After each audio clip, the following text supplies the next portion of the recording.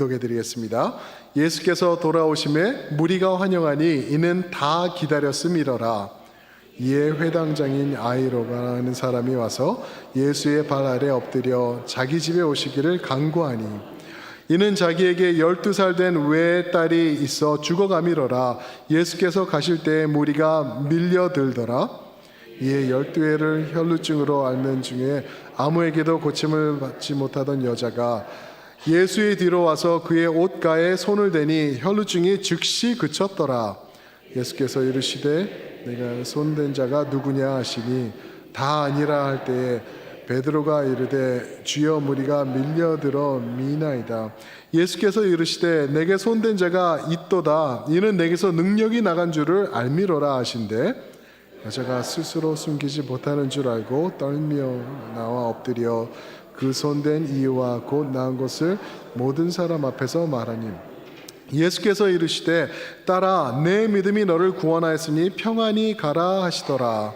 아직 말씀하실 때 회당장의 집에서 사람이 와서 말하되 당신의 딸이 죽었나이다. 선생님을 더 괴롭게 하지 마소서 하거늘 예수께서 들으시고 이르시되 두려워하지 말고 믿기만 하라. 그리하면 딸이 구원을 얻으리라 하시고 그 집에 이르러 베드로와 요한과 야고보와 아이의 모든 함께 들어가기를 허락하지 아니하시니라.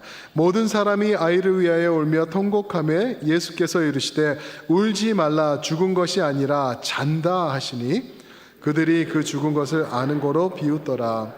예수께서 아이 손을 잡고 불러 이르시되 아이야 일어나라 하시니 그 영이 돌아와 아이가 곧 일어나거늘 예수께서 먹을 것을 주라 명하신 함께 읽습니다. 그 부모가 놀라는지라 예수께서 경고하사 이 일을 아무에게도 말하지 말라 하시니라. 아멘. 오늘 이 말씀을 가지고 고난 중에 만난 예수님, 고난 중 만난 예수님이라는 제목으로 우리 성도님들과 말씀 은혜 나누기를 원합니다. 인생은 고난의 지속입니다. 동의하십니까? 인생이 얼마나 고난스럽고 고통스럽고 아프고 좌절스러운지 잘 아실 거예요. 우리 어린 자녀들은 잘 몰라요. 엄마 아빠가 다 짊어지고 키워주니까 모르는데 아이가 커가면 커갈수록 고난과 아픔과 고통과 이런 것을 계속 당하고 나중에는 가장 큰 원수라고 성경에서 말하는 죽음의 고통도 체험한 다음에 그 다음에 이제 주님의 사람은 천국과 지옥으로 나뉘게 되는 거죠. 근데 이 와중에 지나는 시간은 고통이 끝이 없다는 것을 우리가 말할 수 있습니다. 그래서 많은 사람들은 여러 가지로 이 고통을 잊어버려 보려고 노력을 하죠. 어떤 사람들은 환각제로, 어떤 사람들은 쾌락으로, 어떤 사람들은 타락으로, 또 어떤 사람들은 내가 혹시 재물이 많으면, 물질이 많으면, 돈이 많으면은 고통을 좀 어떻게 해볼 수 있을까? 아니죠. 근데 그런 것들을 추구하면서 이제 우리가 인생을 좀 더 편하게 안정감 있게 살아갈 수는 없을까 하고 노력을 하는 것을 우리가 볼 수 있습니다. 전도서 말씀을 보면은 이 모든 것이 어떻다고 말하죠? 유명한 말씀이 헛되고 헛되니 모든 것이 헛되도다. 헛되대요. 사실 전도서에서 그 허망함 이것을 너무 전하다 보니까 원래 성경이 이제 어떤 게 하나님의 말씀이고 어떤 게 하나님 말씀이 아닌지 결정하는 순간에 전도서가 빠질 뻔도 했었다는 이야기도 있어요. 그런데 빠지지 않은 게 얼마나 다행인지. 왜 그러냐면 12장에 가면은 창조주 하나님 여호와 하나님을 만나는 것이다 라고 말하고 있습니다. 창조주 여호와 하나님을 만나야지 우리 삶에 앤서리 생기고 답이 생기고 우리가 아픔과 고난을 감당해 나갈 수 있는 하나님 주시는 능력이 생기는 것입니다. 그것을 말하고 있는데 오늘 읽은 이 말씀이 바로 그것을 다시 한번 보여주는 말씀이세요. 어떻게 하면 우리가 고통, 우리 삶에 있는 고난, 인생이 우리에게 던져주는 그 아픔들을 감당할 수 있을까 나오고 있는데요. 오늘 말씀을 보면 두 가지 기적이 드러나고 있어요. 두 가지 기억이 이렇게 믹스가 돼가지고 혼합돼가지고 잘 나오고 있어요. 저는 이거를 나눠서 말씀을 전해볼까 생각했는데 결국은 아니더라고요. 하나더라고요. 왜 그러냐면은 두 사람이 등장하거든요. 두 사람이 등장하는데 두 사람이 대조되는 점들이 있고 두 사람들이 또 공통적인 점들이 있어요. 대조적인 거는 무엇인가 보니까 반대되는 거죠. 한 사람은요, 굉장히 높은 지위에 있던 사람이에요. 또 한 사람은 지위를 말할 게 아니라 그냥 아예 보잘것 없었던 사람이에요. 또 한 사람은 회당장이래요. 회당장이니까 얼마나 이 사람이 컸던 사람인지 우리가 상상해 볼 수 있죠. 그리고 다른 사람은 회당을 들어가지도 못하던 연약했던 사람이에요. 그리고 한 사람은 능력 있던 남자, 또 한 사람은 병밖에 없었던 여자. 이런 식으로 대조되고 있어요. 근데 이 공통점인 점이 또 이 두 사람에게 있는 게 뭐냐면 둘 다 아픔을 알던 사람이에요. 한 사람은 많은 가운데 아팠지만 한 사람은 없는 가운데 아팠어요. 근데 또 공통점이 뭐냐면은 둘 다 12년 동안 아팠어요. 12년 동안이라는 거는 얼마나 이 고통이 지속되고 아팠던 건지, 강산이 변하는 그 시기보다 더 긴 시간을 이 사람들이 고통을 당했던 공통점이 있는 거죠. 또 공통점이 뭐냐면 둘 다 예수님의 터치를 원했어요. 예수님의 치유를 원했고, 근데 그것을 또 주님 앞으로 갖고 나갈 때 두 사람이 비슷했던 게 뭐냐면 믿음을 가지고 나갔었어요. 근데 그 믿음도 조금 이따 저희가 보겠지만 두 사람의 믿음이 온전한 믿음이 또한 아니었어요. 그런데 주님께서 온전하게 받아주셨어요. 얼마나 귀한 스토리인지 몰라요. 그래서 저는 우리 성도님들이 오늘 이 말씀을 통하여서 우리가 삶 속에서 대하는 우리의 고난과 고통, 그 아픔과 슬픔, 그 좌절, 이것들을 어떻게 감당할지 우리가 함께 보기를 원해요. 우리가 이 스토리 속으로 들어가면서 우리가 우리 삶에 적용해 보자는 거죠. 어떻게 도대체 우리가 예수님을 통해서 고난을 해결받을 수 있을까? 첫 번째로 예수님을 온전히 만져야 된다라는 말입니다. 예수님을 온전히 터치해야 돼요. 예수님을 거리에 두면 안 돼요. 예수님이 다가와서 예수님을 만짐이 우리 삶 가운데 있어야 된다라는 것을 전하고 있습니다. 오늘 말씀 40절에 보시면은요, 예수님께서 거라사 땅에서 귀신을 쫓으지요. 그렇죠? 적어도 2천 마리의 귀신들이 있었어요. 근데 예수님께서 싹 쫓으셔가지고 돼지 속에 들어가요. 돼지 속에 들어가서 돼지들이 어떻게 하죠? 그냥 물 속에 빠져 그냥 자살해버려요. 돼지들이. 귀신이 있는 것보다 그게 더 난 거예요, 돼지들한테는.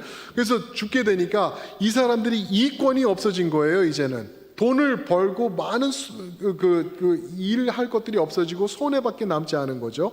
그러니까 예수님 여기를 떠나가 주세요 하고, 예수님 please you're not welcome here, 여기서 웰컴하지 않으니까 가세요 제발. 그래서 예수님은 또 가주세요. 예수님의 그런 모습 저는 너무나 귀한 것 같아요. 우리도 그래요. 우리 삶 가운데서도 우리가 만약에 예수님을 원치 않잖아요. 예수님 떠나십니다. 우리가 만약에 예수님을 멀리 하잖아요. 그럼 예수님께서 멀리 하실 거예요. 그래서 우리는 가까이 하면 예수님을 만질 정도로 가까이 있는 게 너무나 중요하죠. 그런데 예수님께서 이제 떠나시면서 배를 타시고 다시 갈릴리 이편으로 돌아오시죠. 돌아오셨을 때 여기서는요, 40절에 보니까 많은 사람들이 예수님을 환영하고 있었어요. 무리가 환영하니 다 기다렸습니다. 그렇게 얘기를 하고 있어요. 그런데 이게 그렇게 반갑지 않은 기다림이었어요. 왜 그러냐면은 허다한 무리들이 예수님을 기다린 건데 이 사람들이 진짜 예수님을 사랑하며 예수님을 기대하며 기다린 게 아니라는 것을 우리가 그냥 한 번만 살펴봐도 알 수 있는 거예요. 그냥 예수님이 오면은 재밌는 거예요. 막 이런 일들이 일어나는 거예요. 가끔은 예수님께서 종교 지도자들을 막 이렇게 물리치시면서 막 하는 것도 너무 통쾌하고 억압받는 사람들에게는 특별히 이게 기쁨이 되지 않았을까? 이런 것을 보기 위해 모인 사람들이 많았다는 거죠. 마치 오늘 교회 같지 않나요? 오늘날 교회 가면은 그래요. 예수님이 좋아요. 예수님이 통쾌해요. 예수님이 좋지만 나의 이권이 걸려있고 내가 손해보게 되면은 예수님 거기까지만 합시다, 떨어져 주세요 라고 하는 그러한 신앙인들이, 교회 다니는 사람들이 오늘도 너무나 많은 것을 우리가 알 수 있다라는 것이죠. 그런데 이 많은 사람들이 밀려오고 있어요, 지금. 그렇죠? 예수님에게도 밀려오고 있습니다. 42절에 보니까 그런 사람들이 와가지고 많은 무리들이 와서 예수님에게 밀려들었대요. 그렇죠? 아무 소용이 없는, 아무 능력이 없는 그러한 모임의 사람들이었어요. 그냥 예수님이 신기하고 보면은 즐겁고 재밌고 통쾌하고 그러니까 왔던 많은 사람들이 있었을 텐데, 그 중에 한 명, 재밌는 일이 일어나고 있죠. 회당장이래요. 회당장이 와가지고 이 42절 보니까 회당장 야이로래요. 야이로. 41절에 보니까 이 사람이 찾아와가지고 예수님 발 앞에 엎드리면서 예수님에게 간청하는 거예요. 예수님, 우리 아들, 우리 딸이 지금 죽어가고 있습니다. 살려주세요. 예수님께서 낫게 해주세요. 그러니까 예수님 어떻게 하시죠? 너 나 미워하는 회당장이잖아. 그러지 않고 가자, 너희 집으로 가자. 그리고 따라 나서 주세요. 따라 나서시는 예수님의 모습이죠. 그런데 가는 도중에 일이 생겨요. 잠깐 스탑이 되는 게 그게 43절부터 45절인데 제가 한번 읽을게요. 이에 12해를 혈루증으로 앓는 중에 아무에게도 고침을 받지 못하던 여자가 예수에 들어와서 그의 옷가에서 손을 대니 혈루증이 즉시 사라졌더라. 그리고 예수께서 이르시되 내게 손을 댄 자가 누구냐, 나에게서 능력이 나갔다 하시면서 말하시니까 베드로가 이르되 주여 무리가 밀려드나이다 하고 말하고 있는 거예요.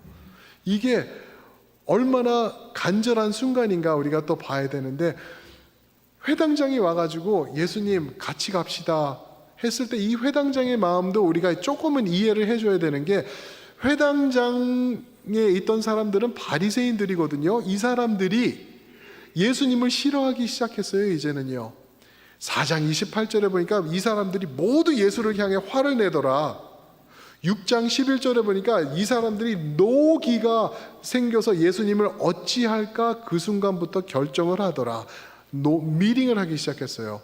그러는 와중에서 이 회당장이 예수님 찾아와서 내가 여기서 무릎을 꿇고 예수님께 간청하면은 사람들이 나를 어떻게 생각할까? 나를 오해하지 않을까? 나를 왕따 당하지 않을까? 아, 내가 회당장인데. 이런 마음을 가지고, 그러나 자식이 아픔 앞에는 장사가 없는 것을 저희가 알죠. 그런 모습으로 예수님 앞에 간구하면서 나온 회당장이 있었는데, 그래서 결국은 예수님이 집으로 와 주시는데, 가는 길에 12년 동안 혈루증으로 아팠던 여인을 만난 거예요. 12년 동안 고생한 거예요, 이 여인이. 근데 이 여인이 와서 몰래 예수님을 만지죠. 왜 그랬을까? 우리 레위기서 15장의 말씀을 보면 19절에 이런 말씀이 있죠. 어떤 여인이 유출을 하되 피가 나면은 그의 몸에 그의 유출이 피이면은 이래 동안 불결하니 그를 만지는 자마다 저녁까지 부정할 것이요.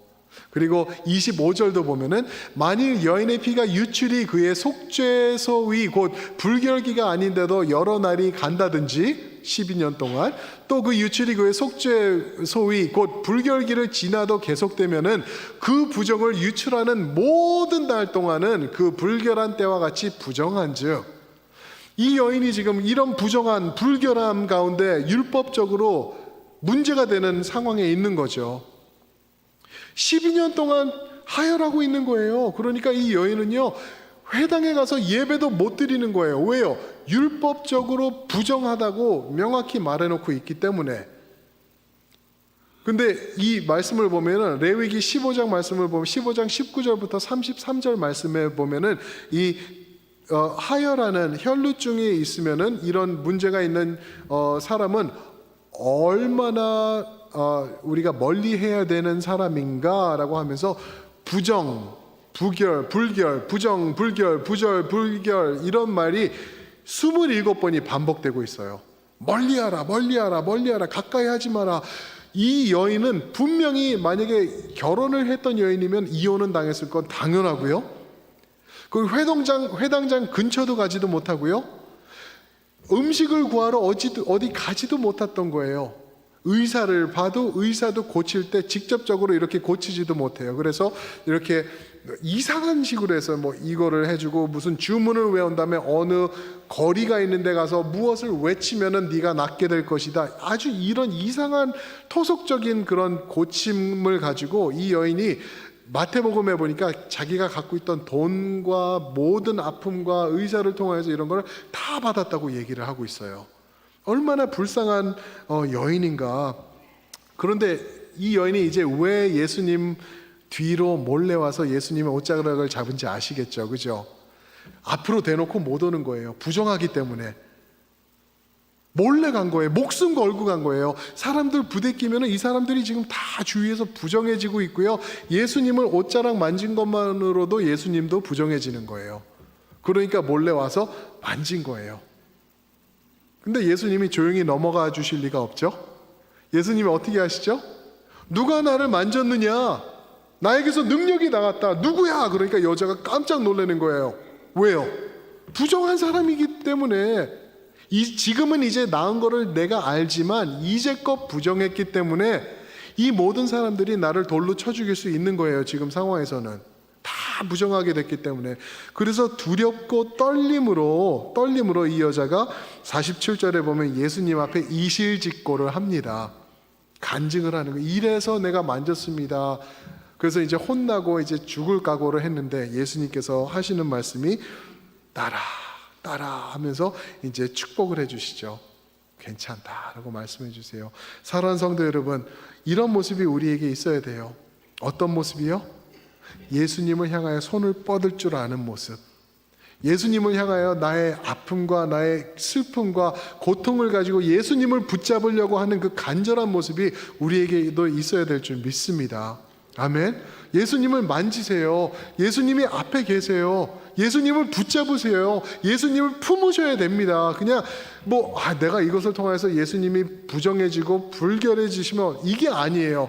예수님 또 죄졌습니다. 나는 그래서 예수님이 필요합니다. 오늘도 예수님 충만하지 않으면 나는 살아갈 수 없습니다. 예수님 만집니다 하면서 예수님을 향하여서 손을 뻗으시는 여러분들이 되시길 축원합니다. 아멘.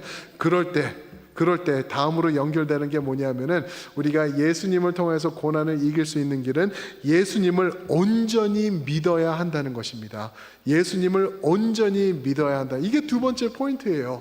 예수님을 대충 믿는 게 아니라 예수님을 온전히 믿어야 한다는 것. 그 말씀이 48절에 이제 예수님께서 대답을 하시죠. 예수께서 이르시되 따라 내 믿음이 너를 구원하였으니 평안히 가라.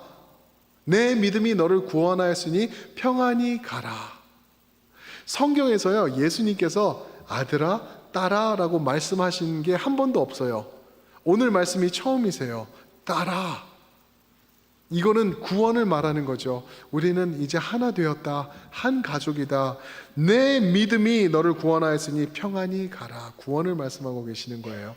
그런데 여기서 생각해 볼게, 이 여인이 과연 그런 대단한 믿음의 소유자였나요? 아니에요. 어떻게 보면 약간 토속적인 믿음이었어요. 예수님의 능력자니까 그분 옷자락만 만져도 내가 낫게 될 거야. 물론 그 민수기 15장 말씀에 보면은 모세를 통해서 주신 말씀에 그 옷은 어떻게 입고 옷은 무엇을 상징하면서 이런 게 들어있기는 하지만 그래도 이거는 온전한 믿음이라고 말할 수 없는 거죠. 예수님 뒤로 몰래 와서 살짝 만지고 이거는 그냥 어떻게 보면 약간 매직 비슷하게 생각하는 그러한 믿음이 아니었나. 그러나 예수님이 보실 때는 진솔한 믿음이었다라고 하시면서 예수님께서 받아주시는 거예요. 마치 마태복음 9장 24절에 보면은 이제 아들이 귀신에 들렸다가 막 아들이 죽게 되니까 예수님을 찾아와서 예수님이 믿음이 있으면 할 수 있다. 그러니까 그 사람이 뭐라 그러죠? 주여 믿나이다. 나의 믿음이 없음을 도와주소서. 이게 무슨 말이에요? 믿음 없다는 거예요. 우리 믿음 같다는 거예요. 우리 믿음. 우리가 예수님 믿는다고 말하면서도 우리는 맨날 의심하잖아요. 그렇지 않나요? 우리는 예수님 사랑한다고 하면서 맨날 죄 지으면서 예수님 멀리 하잖아요. 가슴 아프게 해드리지 않나요? 그러한 믿음 예수님께서 받아주시겠다라는 거예요. 사랑하는 성도 여러분, 오늘날처럼 신학이 발전된 때가 역사에 없었어요. 신학이 발전되고 조직신학, 성경신학 뭐 이런 신학들이, 신학 박사들이 얼마나 많이 배출되고 있는지, 그리고 제자 훈련에 관한 훈련 서적들은 얼마나 많은지, 또 신앙 서적들은 그냥 하루가 멀다 하고 수백 개씩 이렇게 쏟아져 나오는 때가 바로 오늘 아닌가요? 이런 날이에요. 유튜브 보면은 성경 설교를 여기저기서 다 들을 수 있어요. 그런데 그 결과가 뭔가요? 오늘 교회가 말할 수 없이 빈약한 때를 우리가 맞이하고 있지 않습니까? 예전에 저희 부모들 생각해 보면은 신앙이 뭐가 뭔지도 몰랐어요. 그냥 열심히 하고 내가 최선을 다하면은 그게 좋은 건지 알고 신앙생활 하던 게 저희 부모 세대들 맞잖아요. 예전에 물 한 그릇 떠놓고 달빛 아래서 그 신령님 앞에 빌고 그러면은 그 간절함으로 신령님이 응답해 주신다는 거를 이제 예수님을 믿게 되면서 바꿔놓은 게 새벽 기도 아닌가요?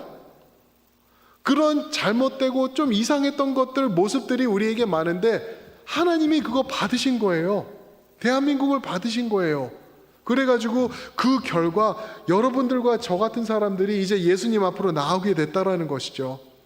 예수님이 바라시는 것은 온전한 믿음보다 진솔한 믿음이라는 거예요. 전적으로 주님만 의지하는 믿음, 주님께서 받아주신다는 그러한 말씀을 오늘 말씀을 통해서 볼 수 있다는 것입니다.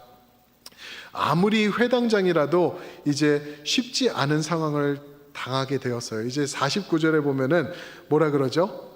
이 여인이 낳는 와중에 잠깐 이 무리가 예수님과 함께 이 회당장 집으로 가다가 스탑됐겠죠? 스탑돼서 이 여인이 이렇게 됐습니다, 이제 나왔습니다 할 때 예수님이 사랑하는 딸아 평안히 가라 이러는 도중에 한 사람이 쫓아옵니다. 회당장의 집에 있던 사람인데 49절에 보면 아직 말씀하실 때에 회당장의 집에서 사람이 와서 말하되 당신의 딸이 죽었나이다, 선생님을 더 괴롭게 하지 마소서 하거늘.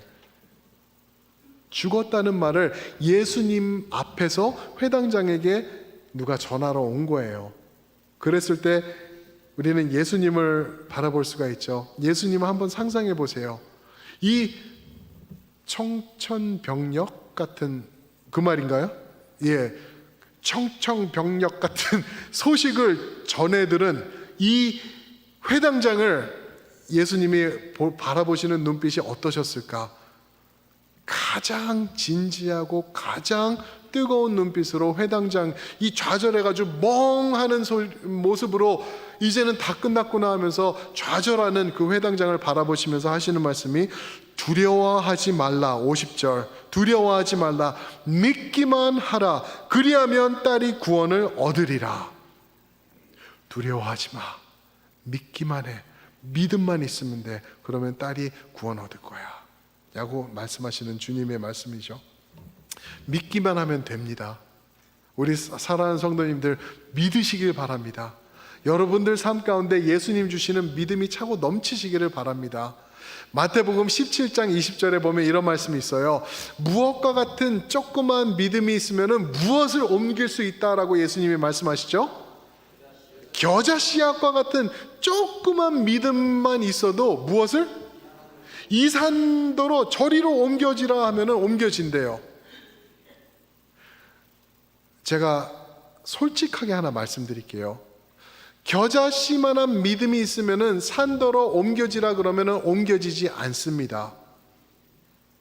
죄송합니다. 해봤어요. 안 돼요.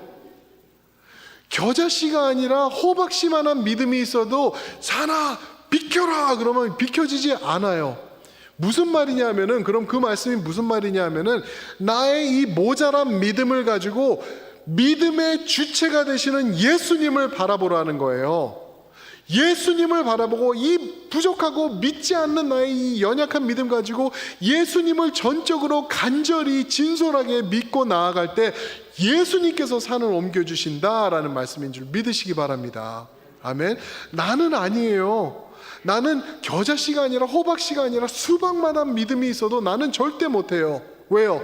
내일이면 또 바뀔 거거든요. 모레면 또 다시 믿고 글피가 되면 또 바뀔 거고 자꾸만 넘어질 건데, 그러나 변함없으신 예수님, 우리의 믿음의 주인 되시는 예수님을 붙잡으실 때 기적 아닌 기적이 여러분 삶 속에서 지속되게 일어난다는 것을 믿으시기 바랍니다. 어쩔 때는요, 더 큰 기적도 허락하세요. 그거는 뭐냐 하면은 내 병이 낫지 않는 기적도 허락하세요. 내 상황이 바뀌지 않는 기적까지도 주님께서 허락하세요. 왜요? 사도 바울을 보세요. 사도 바울을 보면은 내 가시를 없애달라고 했더니 주님께서 내 은혜가 족하도다 하면서 그 삶 자체를 영광으로 바꿔주시는 모습을 본다는 거죠. 하나님의 능력이 그렇게 임하는 거예요.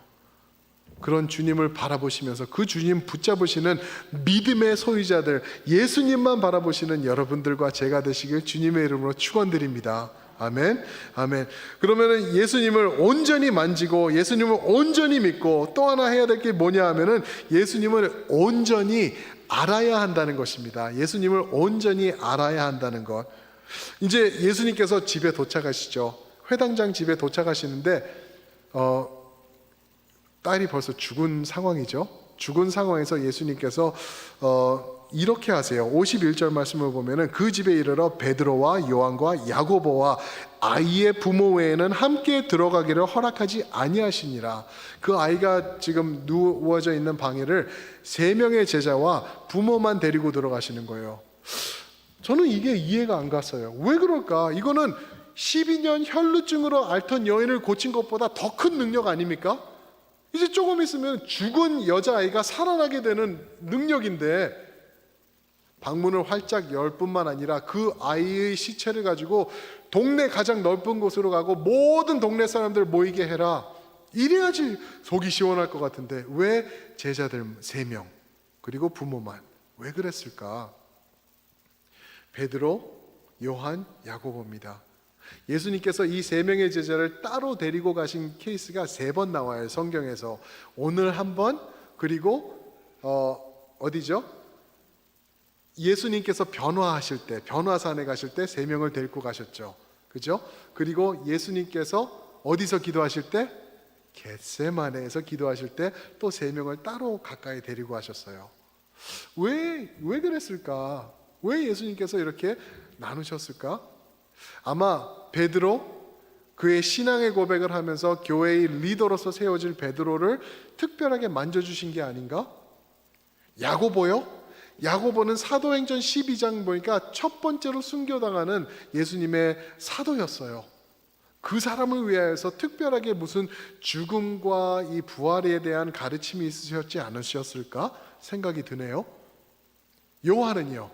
요한은 모든 제자들이 순교하면서 죽어나가는데 자기 형이 가장 먼저 죽었는데 자기 혼자 남아서 교회를 끝까지 지키며 수호하며 요한계시록을 기록한 요한이기 때문에 주님께서 특별한 은혜로 이렇게 마련해 주신 것이 아닌가.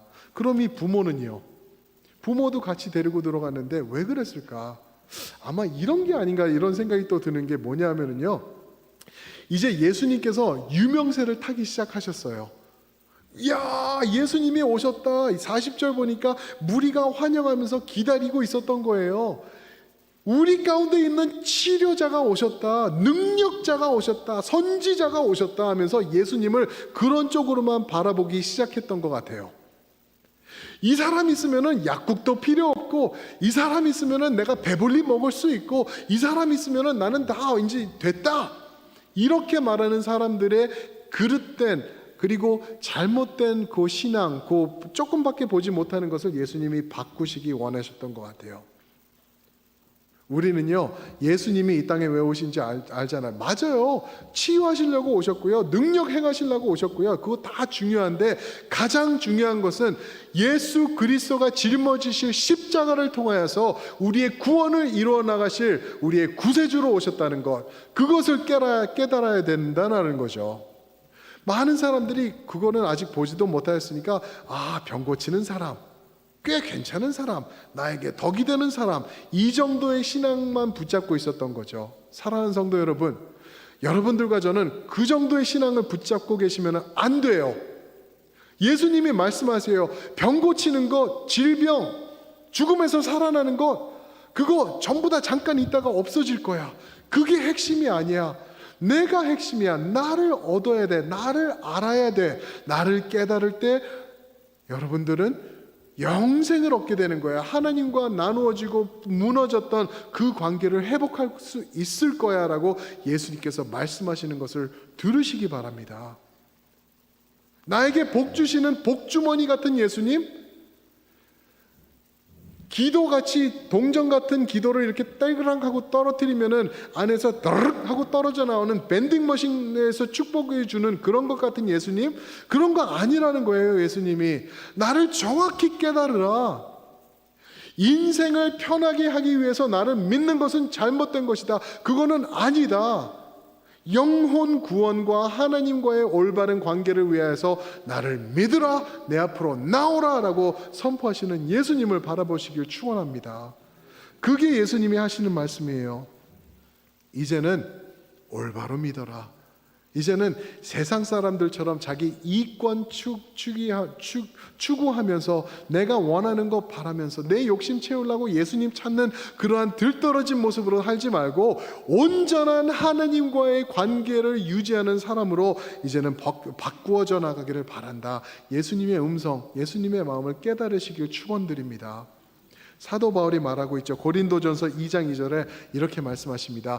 내가 너희 중에서 예수 그리스도와 그가 십자가에 못 박힌 것 외에는 아무것도 알지 아니하기로 작정하였습니다. 예수님의 십자가 외에는 모든 것은 아무것도 아니라고 얘기를 하면서 다른 구절 빌립보서 3장 8절 말씀에서 쓰레기라고 해요. 배설물이라고 하죠. 또한 모든 것을 해로 여김은 내 주 그리스도 예수를 아는 지식이, 그분을 아는 지식이, 올바로 아는 지식이 가장 고상한 지식이기 때문이라. 내가 그를 위하여 모든 것을 잃어버리고 배설물로 여김은 그리스도를 얻는 것, 그것이 최선이기 때문에 그렇다. 사랑하는 성도 여러분, 예수 그리스도를 얻으시길, 올바로 깨닫고 알아가시길 축원드립니다. 아멘. 그렇게 해야지 온전한 성도의 모습이라는 거예요. 그런데 빌립보서 3장 8절을 지나서 이제 그렇게 하지 않는 사람들의 모습은 16절에서 십자가의 원수로 행하느니라 그랬어요.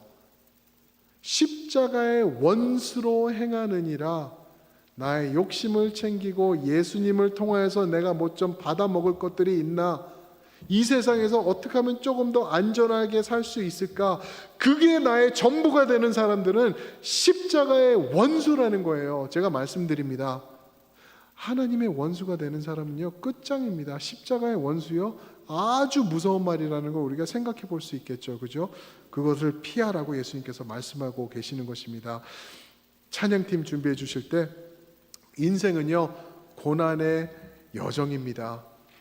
고난이 지속됩니다. 그럴 때 우리가 이 고난을 어떻게 감당할 수 있나? 감당할 수 있는 길이요, 우리의 해답을 주신 예수 그리스도밖에 없는 것을 믿으시기 바랍니다. 아멘. 예수님을 온전히 만지시며 예수님을 믿으시며 예수님을 깊이 알아가시는 여러분들의 믿음, 주님께서 귀하게 받으실 것이고요, 여러분들을 통하여서 이 땅에 예수님의 이름과 예수님의 드높이심이 드러나게 될 줄 믿습니다. 아멘. 우리 한번 그 자리에서 일어나시면서 우리 함께 이거를 고백하면서 이 찬양으로 우리가 그런 결단을 다시 한번 우리 되새기면서 나가기를 소원합니다. 찬양하실 때 주님의 보혈, 날 정케 하는 그 보혈 우리가 찬양하도록 하시겠습니다. 주 보혈 날 정결케 하고, 주 보혈 날 자유케 하니, 주 앞에 나 예배하는 이 시간 나의 모든 것을 주께 드리네. 주의 손 날 위해 지키셨고 주의 발 날 위해 박히셨으니 이제는 내가 사는 것이 아니요 오직 주를 위해 사는. 다시 한번 처음부터 고백해 보시겠습니다. 주 보혈 날 정결케 깨끗게 하시는 주님의 보혈, 주 보혈 날 자유케 하니 주 앞에 나 예배하는 이 시간 나의 모든 것을 주께 드리네. 주의 손 날 위해 지키셨고 아멘. 주의 발 날 위해 박히셨으니 이제는 내가 사는 것이 오직 주를 위해 사는 것이라. 오직 주를 위해 사는 것이라. 다 함께 선포하십니다. 주의 손에 나의 손을 포개고 주의 손에 나의 손을 포개고 아멘. 주의 발에 나의 발을 포개요. 주와 함께 죽고 또 주와 함께 살리라. 영원토록 주 위에 살리라. 주의 손에 나의 손을 포개고 주의 손에 나의 손을 포개고 주의 발에 나의 발을 포개요. 나 주와 함께 죽고 또 주와 함께 살리라. 영원토록 주 위에 살리라. 주 위에 살리라. 주 위에 살리라. 이제 여러분들은 그러한 고귀한 새로운 인생의 주인공들이 되셨습니다. 이제는 주님과 사시면서 주님의 능력으로 이 세상의 고난과 아픔을 이겨나가는 여러분들 모두가 되시길 축원합니다. 이 시간 그렇게 한번 주님께 고백하면서 나아가시겠습니다. 주님, 나를 도와주세요. 삶이 너무 고통스럽습니다. 많은 아픔이 있습니다. 이 고난을 주님의 손을 붙잡고 주님과 함께 날아오르면서 이겨나가는 우리가 될 수 있도록 도와주시옵소서. 주님, 나를 도와주셔서 이기는 능력으로 함께하여 주시옵소서. 다 함께 기도하시겠습니다.